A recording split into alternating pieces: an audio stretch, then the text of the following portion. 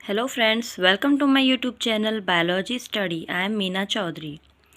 तो हमने last video में हमारा जो मेल गैमीटोफाइट है वो कंप्लीट कर लिया था। एंड्रोशियम का पूरा पार्ट हमारा कंप्लीट हो गया है, पोलन ग्रेन्स तक हमने पढ़ लिया है। आज हम फीमेल गैमीटोफाइट के बारे में पढ़ेंगे। That is a megasporangium, ovule and embryo sac. ठीक है, पिस्टल के बारे में।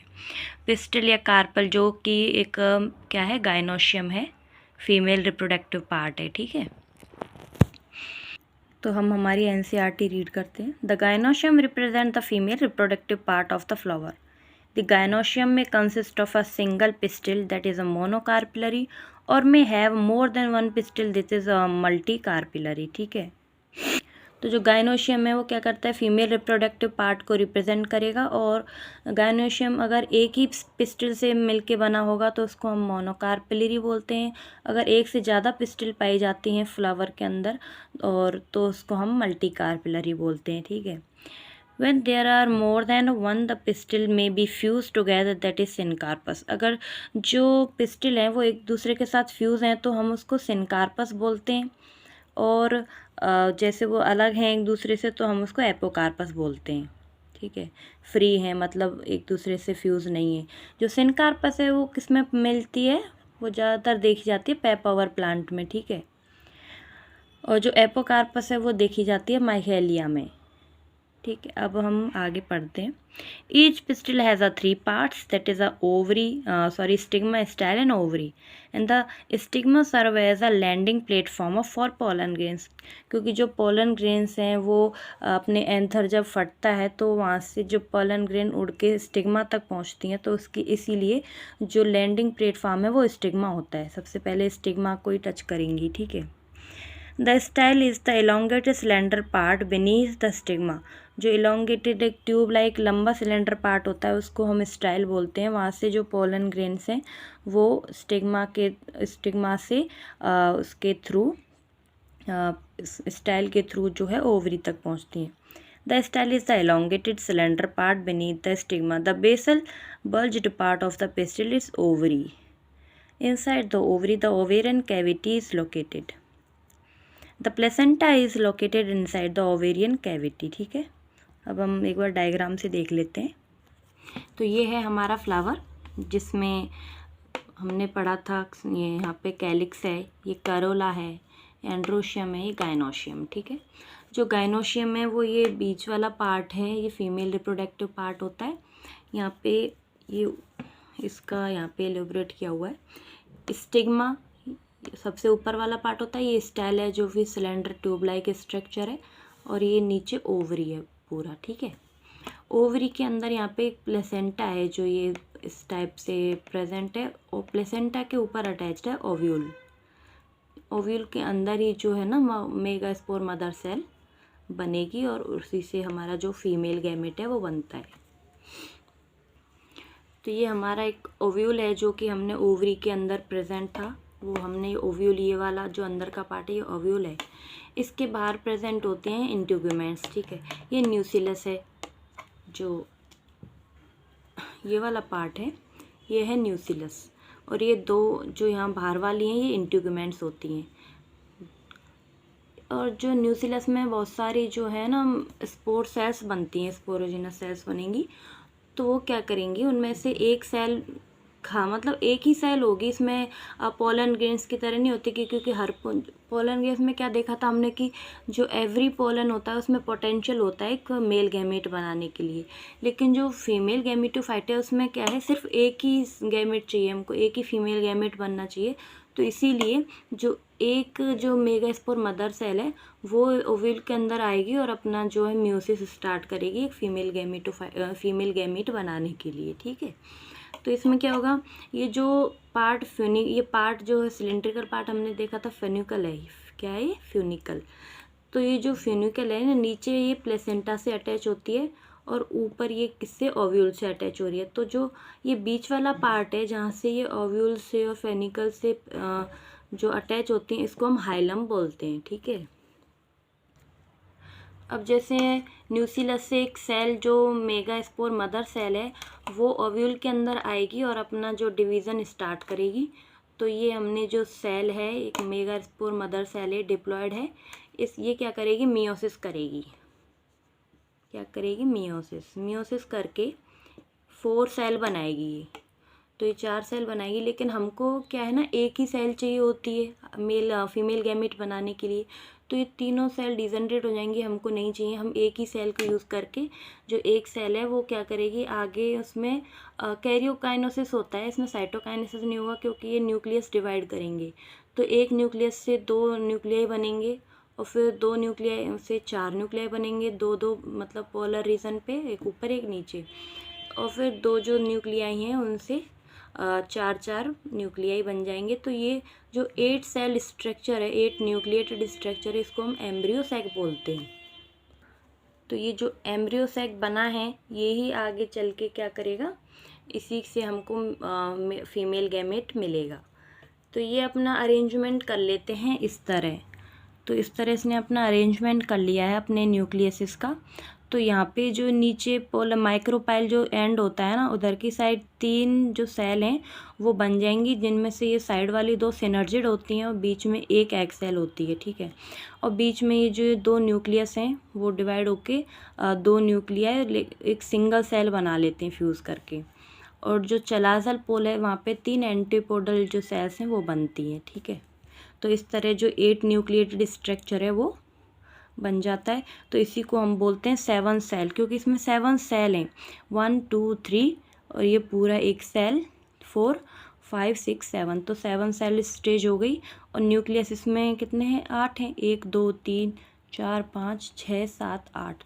तो क्या हो गई, ये 7 सेल 8 न्यूक्लिएटेड स्ट्रक्चर बन जाती है। ये एम्ब्रियो सैक होता है, ठीक है। ये ऐसे अरेंजमेंट कर लेते हैं ये अपने न्यूक्लियस और सेल का।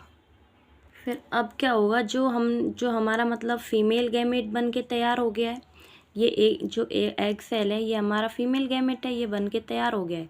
तो हमारा एग बन गया, और हमने पिछली वीडियो में हमने मेल गैमेट बना लिया था, ठीक है।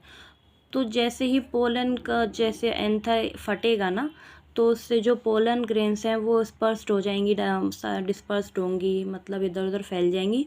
तो कुछ जो सेल्स हैं वो क्या करेंगी, जो पोलन ग्रेन्स हैं वो स्टिग्मा पे अटैच हो जाएंगे आके, यहाँ से आके वो ओवरी में चले जाएंगे, और फिर क्या करेंगे, आगे का फर्टिलाइजेशन करेंगे। तो फर्टिलाइजेशन एक मेल गैमेट है वो आके एग सेल से फ्यूज़ हो जाएगा, फर्टिलाइज हो जाएगा, और दूसरा जो सेल है वो ये 2 पोलर न्यूक्लियाई ना, इनसे आके फ्यूज़ हो जाएगा। फिर क्या होगा, हमारा फर्टिलाइजेशन होगा, तो जो एग सेल से मेल गैमेट अटैच हुआ था वो क्या बना लेगा, जायगोट बना लेगा। और जो पोलर न्यूक्लियाई से एक एग सेल जो मेल गैमेट है वो अटैच हुआ था, वो क्या बना लेगा, वो प्राइमरी एंडोस्पर्म न्यूक्लियस बना लेगा, जिसको हम बोलते हैं PEN, ठीक है। ये बनाने के बाद क्या होगा, जो जायगोट बनाए ये 2N बनाए, क्योंकि एक हैप्लॉइड जो मेल गैमेट है वो एक हैप्लॉइड एग सेल से फ्यूज़ करके क्या बनाएगा, 2N जायगोट बन जाएगा। और जो ये 2 पोलर न्यूक्लियाई हैं ये भी हैप्लॉइड हैं दोनों, ये भी हैप्लॉइड N है, ये भी N है। तो ये, और जब इनके साथ एक मेल गैमेट आके अटैच हो जाएगा तो 3N स्टेज बन जाएगी, जो कि क्या होगा, ट्रिपल फ्यूज़न मतलब ट्रिप्लॉइड स्टेज कहलाएगी। उसके बाद इसमें क्या हो जाएगा, एम्ब्रियोजेनेसिस हो जाएगा, क्योंकि जायगोट बन गया, आगे एम्ब्रियो बनेगा। तो जायगोट जो है ना वो क्या करेगा, आगे डिवीज़न करके क्या बनाएगा, ग्लोबुलर एम्ब्रियो बनाएगा, जो कि इस तरह से दिखेगा, जिसमें ये नीचे ओव्यूल टाइप बनेगा। ये वाले जो ग्लोबुलर एम्ब्रियो बन गए, उसके बाद हार्ट शेप्ड एम्ब्रियो बनेगा, जैसे ये है, नीचे उल्टा हार्ट जैसा स्ट्रक्चर बन जाएगा। उसके बाद जो एम्ब्रियो मैच्योर एम्ब्रियो बनेगा, जिसमें ये 2 लोब्यूल्स जैसे निकल रहे हैं, ऐसा बन के रेडी हो जाएगा। लेकिन इसके लिए हमें जब एम्ब्रियो बनाना, सबसे पहले हमको उसके लिए एंडोस्पर्म की ज़रूरत होगी, क्योंकि ये न्यूट्रिशियस होता है एंडोस्पर्म। तो सबसे पहले जैसे जायगोट का डिवीज़न होगा ना, यहाँ पे जब ये अटैच हो जाएंगे एग सेल से, मेल गैमेट अटैच होगा तो यहाँ पे जायगोट बन जाएगा। लेकिन जायगोट अपना डिवीज़न तभी आगे शो करेगा जब इसको न्यूट्रिशन मिलेगा। तो न्यूट्रिशन उसको मिलेगा एंडोस्पर्म से, यानी कि PEN से। तो पहले क्या होगा, जो पोलर न्यूक्लियाई है और गैमेट है, ये इनमें ये पहले बनेगा, ताकि ये जो जायगोट फॉर्मेशन होगा उसके लिए न्यूट्रिशन प्रोवाइड कर पाए। तो इसलिए PN क्या करता है, प्रोसीड करता है एम्ब्रियो की डेवलपमेंट को, इसलिए इसको पहले बनना होता है PEN को, ताकि ये एम्ब्रियो डेवलपमेंट में पार्टिसिपेट कर पाए और उसको न्यूट्रिशन प्रोवाइड कर पाए, ठीक है, ताकि उसको एनर्जी मिले और वो एम्ब्रियो बना सके जायगोट को। अब हम इसको हमारी NCERT से रीड कर लेते हैं। The megasporangium that is ovule. Let us familiarize ourselves with the structure of a typical angiosperm ovule.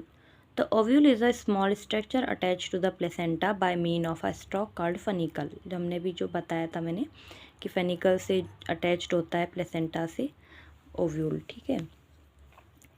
By means of a stalk called funicle, the body of a ovule fuses with the funicle in the region called hilum.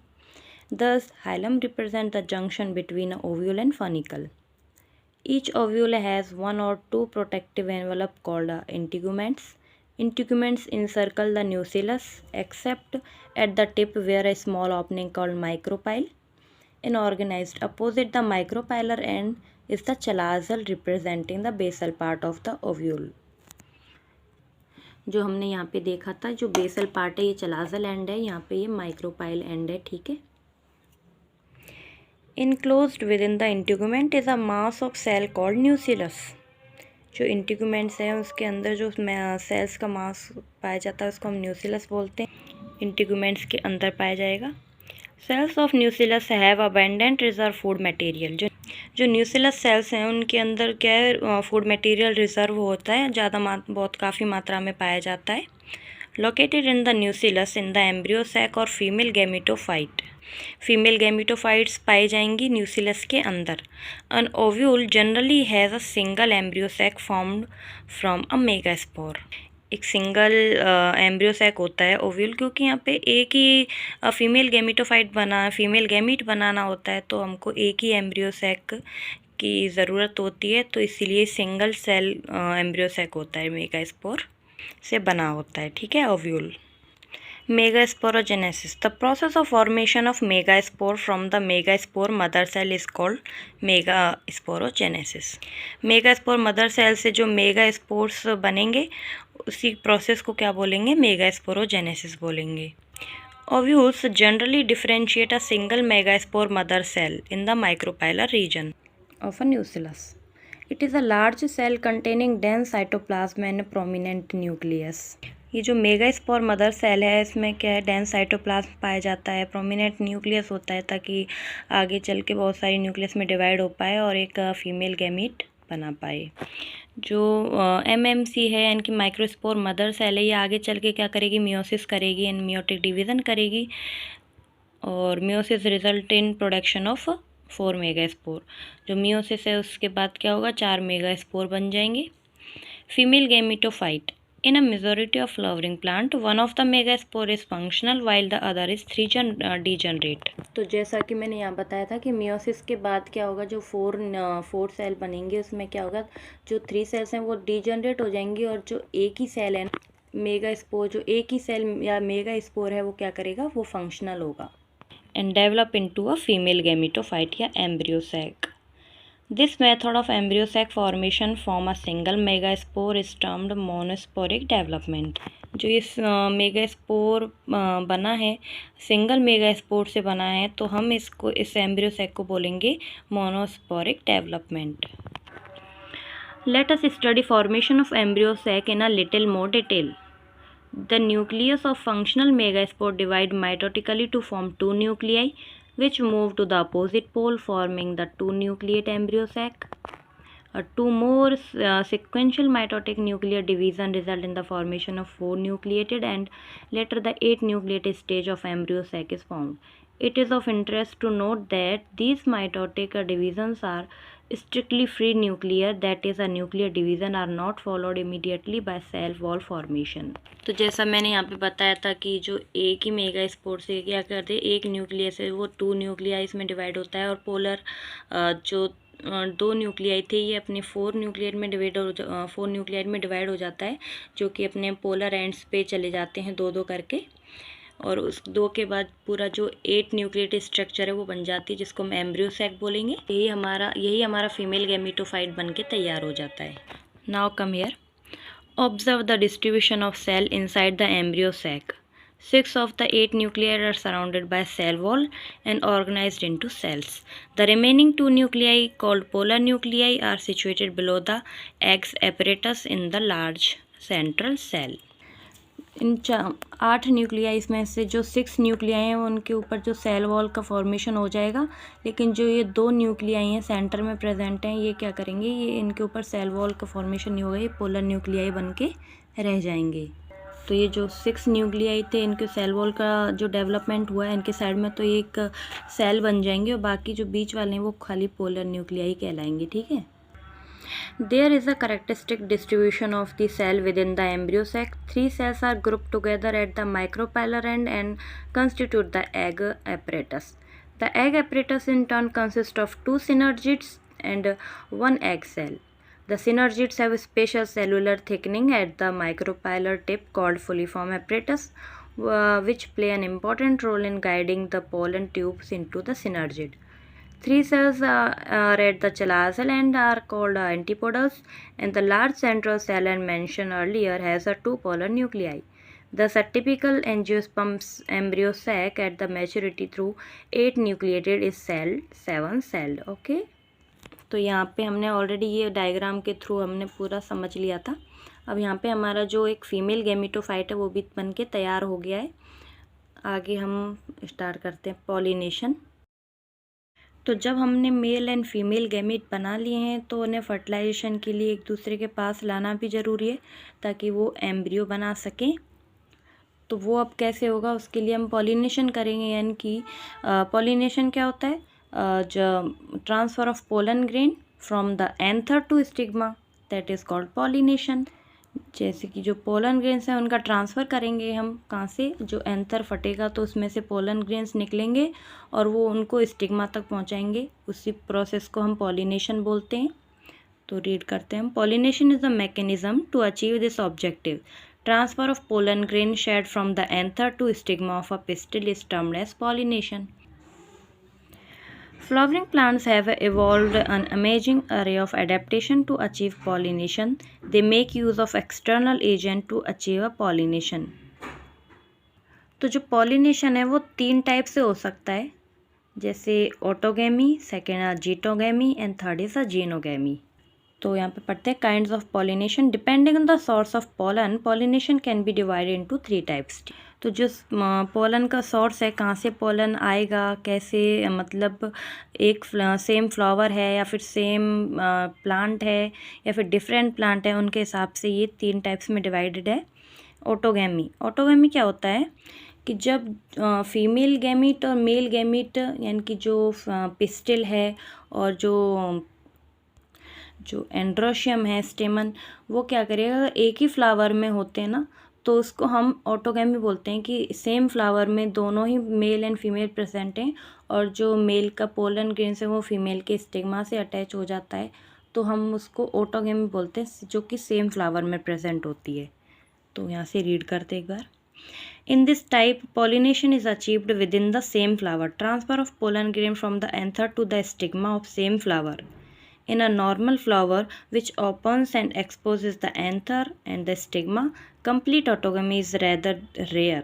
Autogamy in such flower requires a synchrony and a pollen release and stigma receptively, and also the anther and stigma lie close to each other so that self-pollination can occur. तो जो Synchrony है, जैसे कि Synchrony क्या होता है, जो जैसे दोनों सेक्स ऑर्गन्स हैं, जैसे मेल एंड फीमेल हैं, अगर फीमेल और मेल एक ही साथ मैच्योर हो जाते हैं तो वो क्या करेंगे, तभी जो एक ही फ्लावर में ऑटोगेमी पॉसिबल होती है। क्योंकि अगर एक मेल फीमेल अगर एक साथ मैच्योर नहीं होते हैं ना, तो फिर उसको अगर फीमेल पार्ट पहले मैच्योर हो जाएगा तो उसको पोलन ग्रेन्स चाहिए, लेकिन जो सेम फ्लावर का पोलन है वो क्या होगा था, वो मैच्योर नहीं हो पाया, तो इसलिए उनमें फर्टिलाइजेशन नहीं हो पाएगा। इसीलिए क्या है, इसमें सिंक्रोनी बहुत ज़रूरी होती है एक ही फ्लावर के अंदर। अगर सिंक्रोमी होगी तो ही जो मेल एंड फीमेल है एक ही फ्लावर का वो फर्टिलाइज़ कर पाएगा, तभी जो ऑटोगेमी है वो हो पाएगी। ठीक है। तो इसके कॉमन एग्जांपल्स क्या हैं, जैसे कि वियोला है जिसको हम कॉमन पेंसी बोलते हैं, ऑक्जेलिस है, कमेलिन्स है, प्रोड्यूस 2 टाइप्स ऑफ फ्लावर, जिसको हम चेस्मोगेमस फ्लावर बोलते हैं। सेकंड है क्लिस्टोगेमस फ्लावर। तो जो क्लिस्टोगेमस है ये है क्या करेगा, ऑटोगमी को शो करेगा, क्योंकि ये अपने जो स्टिग्मा है उसको क्या करेगा, हमेशा क्लोज रखेगा, ओपन नहीं करेगा, तो इसीलिए इनके अंदर ही ऑटोगैमी ही पाई जाएगी। लेकिन कैस्मोगेमस वो फ्लावर हैं जो क्या करेंगे, अपना जो फ्लावर का पार्ट है ऊपर से वो एंथर स्टिग्मा आके वो अटैच हो जाएंगे, क्योंकि वो अपने जो पार्ट है उसको ओपन रखेगा, एक्सपोज रखेगा, इसीलिए जो क्लिस्टोगेमस है उनमें ऑटोगैमी शो होगी। Flowers which do not open at all, ठीक है। In such flowers the anther and stigma lie close to each other. When anther dies in flower buds, pollen grains come in contact with the stigma to effect pollination. Thus, cleistogamous flowers are invariably autogamous as there is a no chance of cross pollen landing on the stigma, ठीक है। तो इसमें कोई cross pollination का chance नहीं है, क्योंकि एक ही फ्लावर के जो एंथर और स्टिग्मा है वो आपस में एक दूसरे के पास ही हैं, तो उनके जो पोलन हैं वो स्टिग्मा पे चले जाएंगे। Cleistogamous flower produce a short seed set even in the absence of pollinators. अगर इनमें पॉलिनेटर्स नहीं भी पाए जाते तो भी इनमें जो रिप्रोडक्शन है वो शो हो जाएगा, क्योंकि ये एक ही फ्लावर के अंदर ही सारा काम हो रहा है, ठीक है। तो जो ये ऑटोगैमी है इसके अंदर कोई वेरिएशंस नहीं आएंगी, क्योंकि ये एक ही फ्लावर का पार्ट्स के अंदर सब कुछ हो रहा है, तो फिर इसमें कोई क्रॉस पॉलिनेशन नहीं होगा, नो वेरिएशंस हैं, कोई जीनोगैमी होगी, क्योंकि जीनोगैमी कोई जीन्स चेंज होंगे ही नहीं, तो कई मतलब किस लिए होगी जीनोगैमी। नेक्स्ट टाइप है हमारा पॉलिनेशन का जीटोगैमी। जीटोनोगैमी में क्या होगा, transfer of pollen grain from anther to stigma of anther flower of the same plant. इसमें क्या होता है, जो पोलन ग्रेन्स का ट्रांसफ़र होता है एंथर से स्टिग्मा तक, वो क्या होगा, फ्लावर इसमें डिफरेंट होंगे लेकिन प्लांट एक ही होगा, ठीक है। इसका मतलब इसमें क्या होगा, क्रॉस पॉलिनेशन तो होगा लेकिन जीनोगैमी नहीं होगी, क्योंकि एक ही प्लांट है तो जीन्स में कोई चेंज नहीं आएगा। Although geitonogamy is functionally cross pollination involving a pollinating agent. इसके लिए पॉलिनेटिंग एजेंट की आवश्यकता पड़ती है जो कि पोलन्स को एक जगह से दूसरी जगह पे ट्रांसफ़र कर सके। Genetically it is a similar to autogamy since the pollen grains come from the same plant.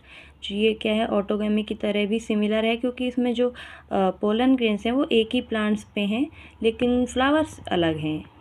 तो फिर क्या है, इसमें भी हमको वेरिएशन देखने के लिए नहीं मिलेंगी, क्योंकि ये सेम प्लांट है तो इनमें कोई जीनोगैमी नहीं होगी और क्रॉस पॉलिनेशन तो होगा, ठीक है, क्योंकि एक फ्लावर से दूसरे फ्लावर तक जो पोलन ग्रेन्स हैं वो ट्रांसफ़र हो रहे हैं।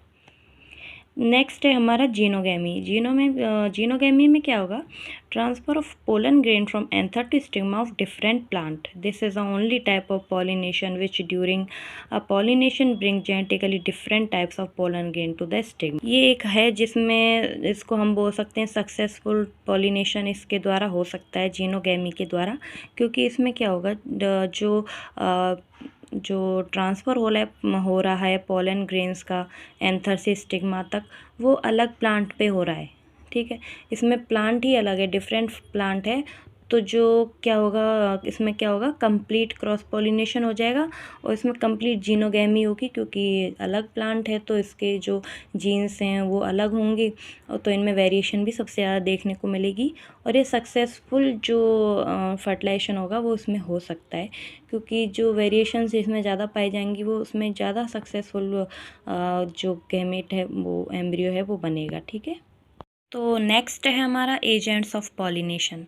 एजेंट्स ऑफ पॉलिनेशन क्या क्या होता है एक्चुअली, कि हम किन चीज़ों से जो पोलन ग्रेन्स है उनका ट्रांसफ़र दूसरे फ्लावर्स तक या स्टिग्मा तक कर सकते हैं। तो कौन सी जो चीज़ें हैं उनका इस्तेमाल हम कर सकते हैं, जैसे कि बायोटिक होते हैं, कुछ एबायोटिक होती हैं।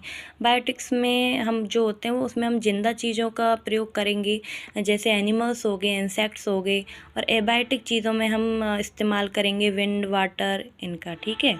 तो हम एक बार रीड करते हैं। Plants use two abiotic wind and water and one biotic यानी कि animal agent to achieve a pollination.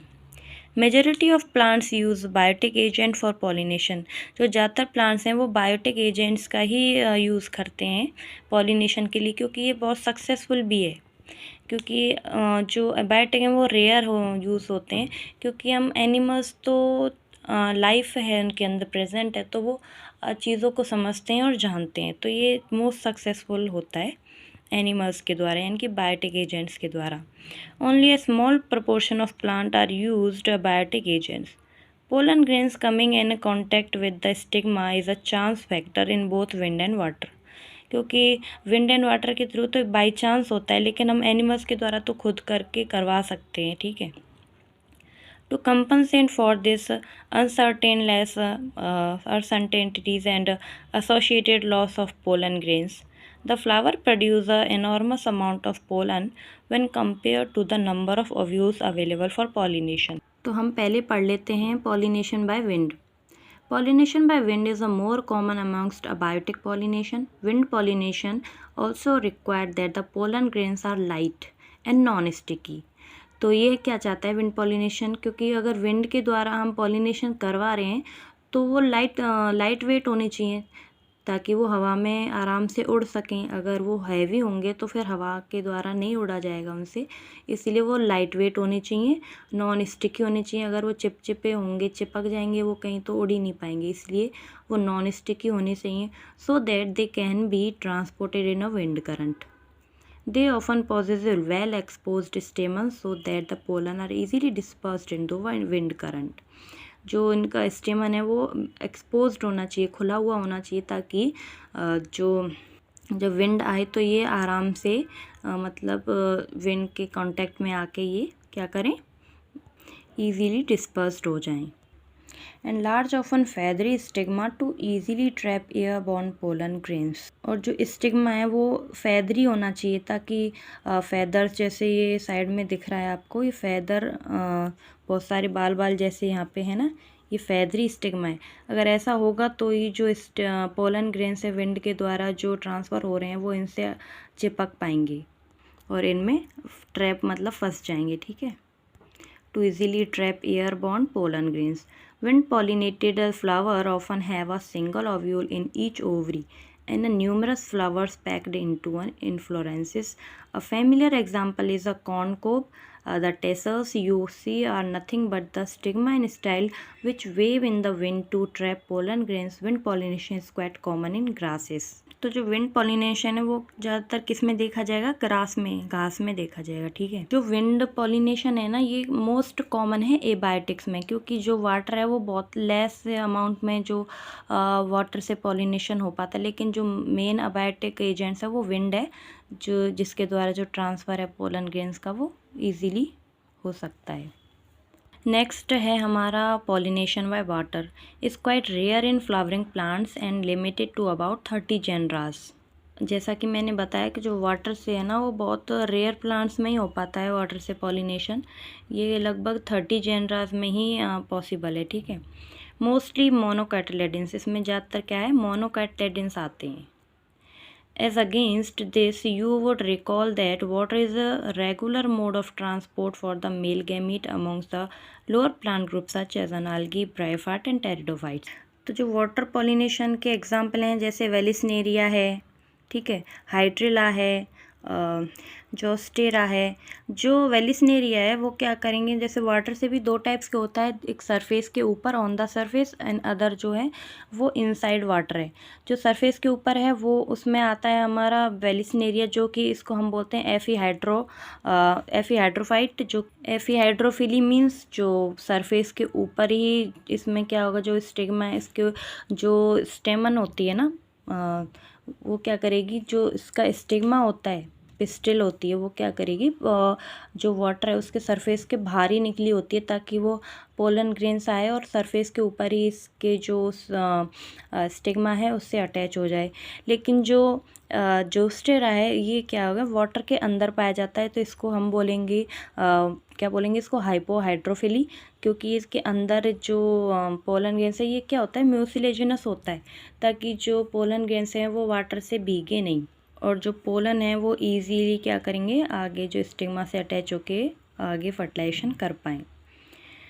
Not all aquatic plants use water for pollination. In a majority of aquatic plants, such as a water hyacinth and water lily, the flower emerge above the level of water and are pollinated by insect or wind, as in the most common land plants. In Vallisneria, the female flower reach the surface of water by the long stalk, and male flower or pollen grains are released on the surface of water. They are carried passively by water current. Some of them eventually reach the female flower and the stigma.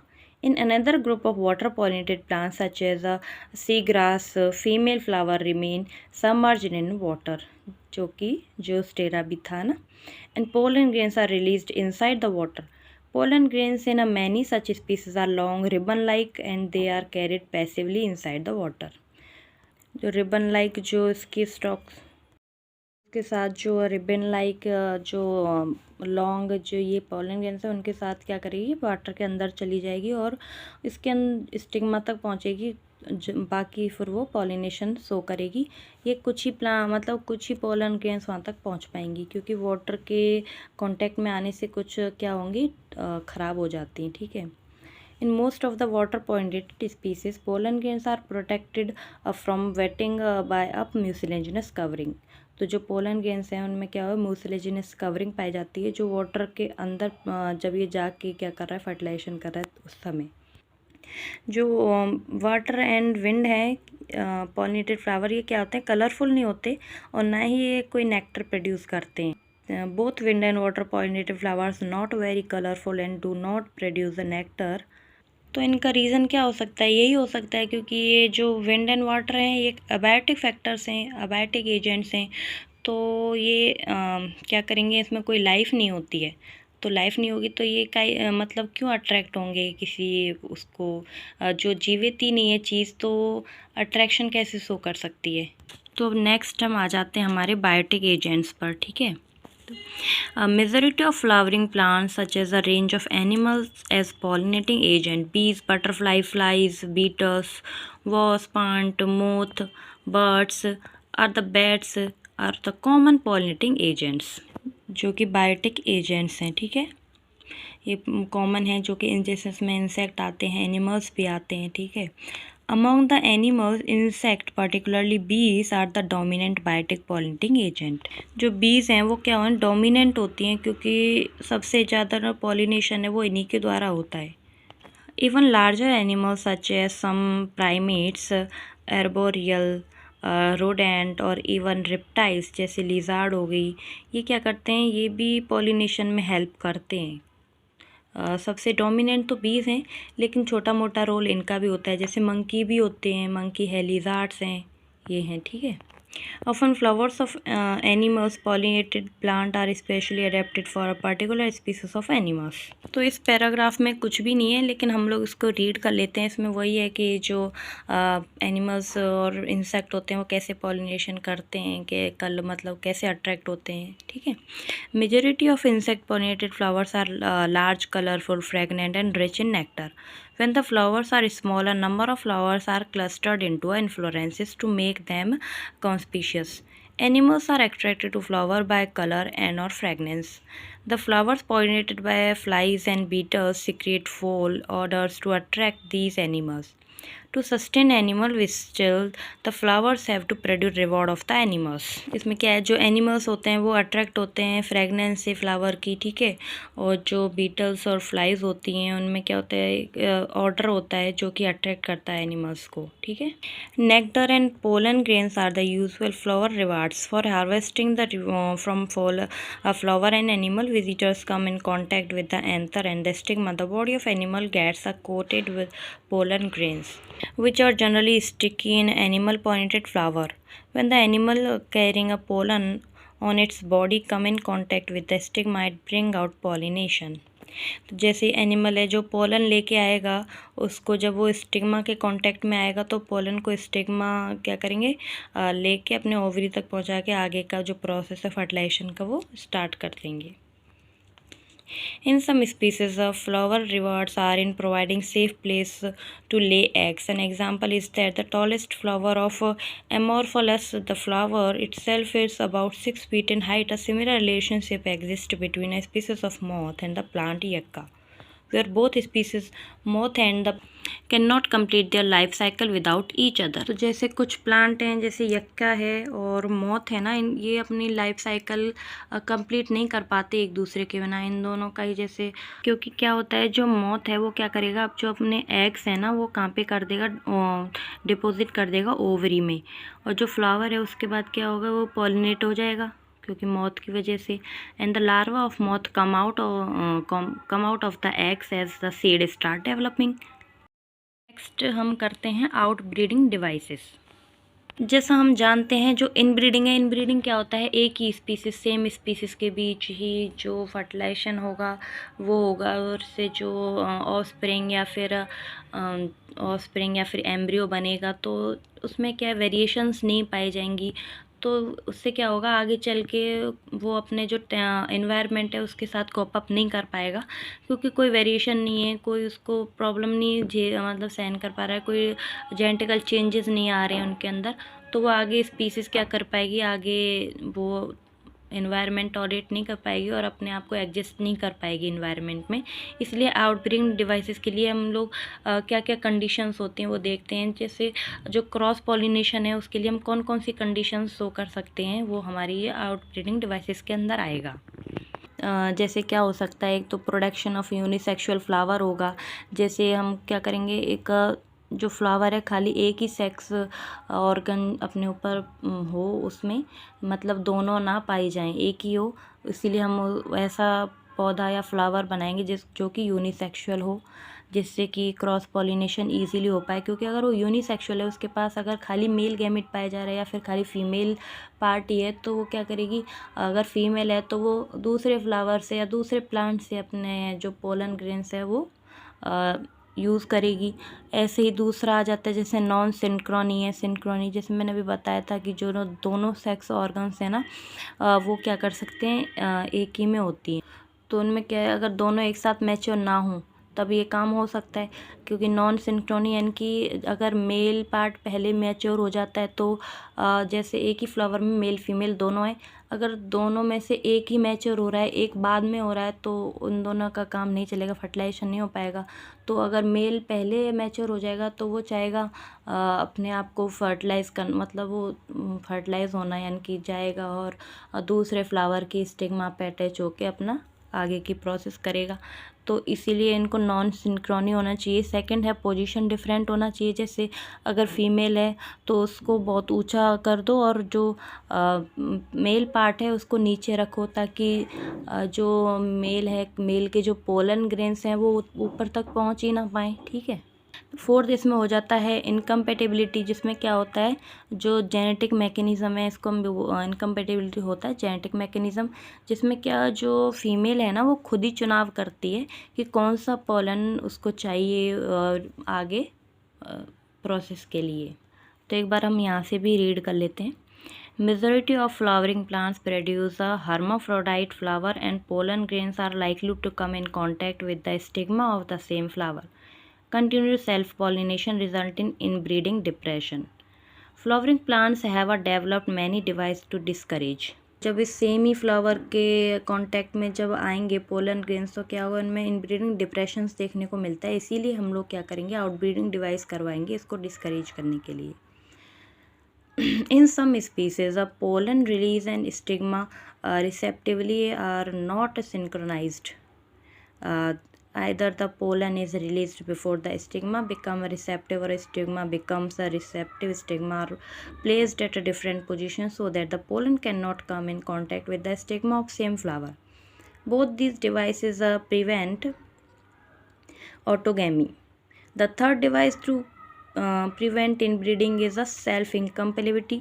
This is a genetic mechanism and prevents self-pollen from the same flower or other flower of the same plant from fertilizing the ovules by inhibiting pollen germination or pollen tube growth in the pistil. Another device to prevent self-pollination is the production of unisexual flower. If both male and female flower are present on the same plant, such as a castor and maize, जो कि monoecious हैं, it prevent autogamy but not a zytogamy. In several species such as papaya, male and female flower are present on the different plant. That is, each plant is either male or female. This condition prevent both autogamy and ctenogamy. तो वही है जो हमने अभी पढ़ा था कि इनमें इस कंडीशन जो हम इनब्रीडिंग डिप्रेशन है उसको कम करने के लिए उसको आउटब्रीडिंग डिवाइसेस कौन कौन सी यूज़ कर सकते हैं, क्या कर सकते हैं। जैसे सबसे पहले हम लोग कर सकते हैं एक यूनिसेक्सुअल फ्लावर का प्रोडक्शन कर सकते हैं, नॉन सिंक्रोनी कर सकते हैं, इनकी पोजीशंस में डिफरेंट कर सकते हैं मेल एंड फीमेल की, इनकम्पेटिबिलिटी कर सकते हैं। ठीक है, अब हम पढ़ लेते हैं pollen pistil interaction. Pollination does not guarantee the transfer of the right type of pollen, often pollen of the wrong type either from the species to form the same plant also land on the stigma. तो इसमें क्या है कि जो pollination है उसकी कोई guarantee नहीं है कि जो राइट टाइप का पोलन है वो ही अटैच होगा। तो ऐसा कैसे हो सकता है, इसके लिए क्या जो पोलन है ना वो क्या करेगा राइट जगह पे जाने के लिए, जो आगे हम पढ़ते हैं इसमें क्या होता है, जो स्टिग्मा में क्या होगा उसको पहचान कर सकती है कि मुझे यही वाला पोलन चाहिए होता है, तो उसी को हम क्या बोलते हैं, जैसे सेल्फ कॉम्पेटिबिलिटी है। इसमें क्या होता है, the pistil has the ability to recognise the pollen. इसके अंदर जो पोलन को रिकॉग्नाइज करने के लिए एबिलिटी होती है, whether it is the right type और द रॉन्ग टाइप, कि ये राइट है उसके लिए या रॉन्ग है। ठीक है, if it is the right type the pistil accept the pollen and promote post a pollination event lead to fertilization. If the pollen is of a wrong time, the pistil reject the pollen by preventing pollen germination on the stigma or the pollen tube growth in the style. The ability of the pistil to recognize the pollen followed by its acceptance or rejection is the result of continuous development between pollen grains and the pistil.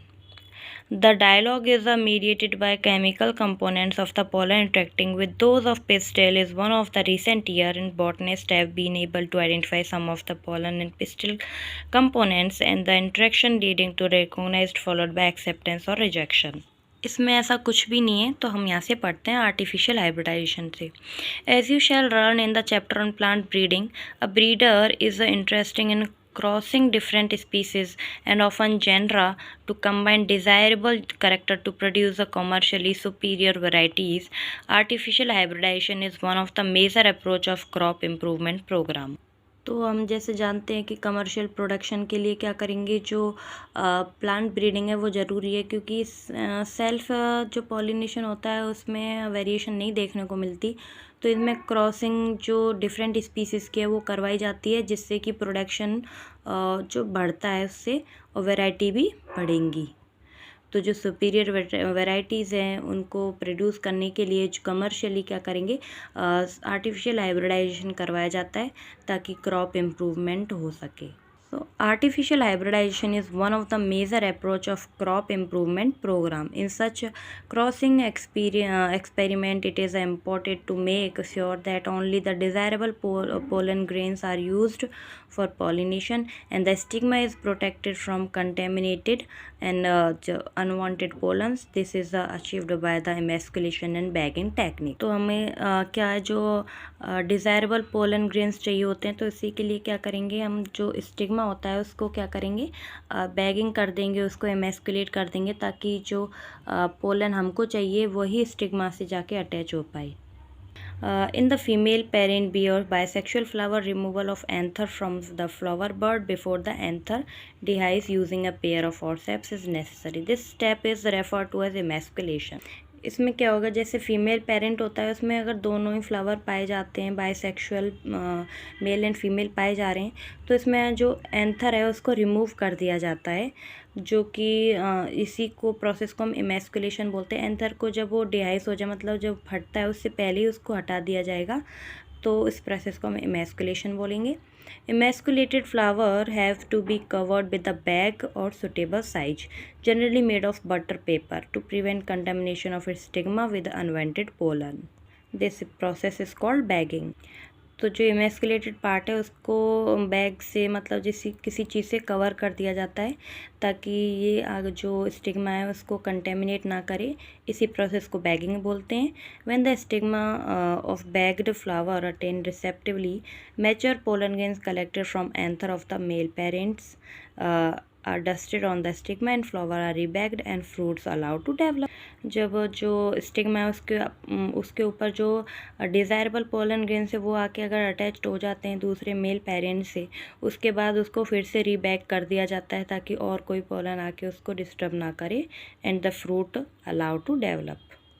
If the female parent produces unisexual flower, there is no need for emasculation. अगर जो flower है वो unisexual है यानी कि एक ही उसमें male female पाया जा रहा है तो उसके लिए हमें एमास्कुलेशन करने की जरूरत नहीं है, उसको अलग काटने की ज़रूरत नहीं है उस पार्ट को. The female flower buds are bagged before the flower open.